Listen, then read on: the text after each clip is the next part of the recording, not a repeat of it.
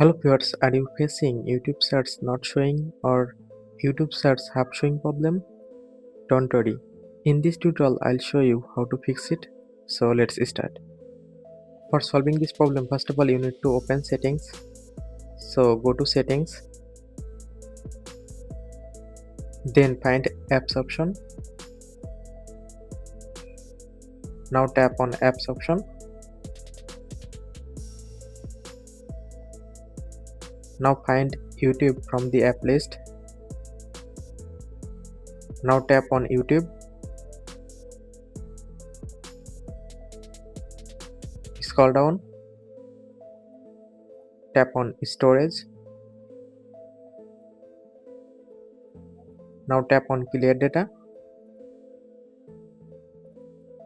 Tap on delete. Now go back to home screen. Go to Play Store. Now click on search bar and search for YouTube. Just search for YouTube. From here, update your YouTube app if available any update version. After completing update process, now restart your phone. Only restart your phone.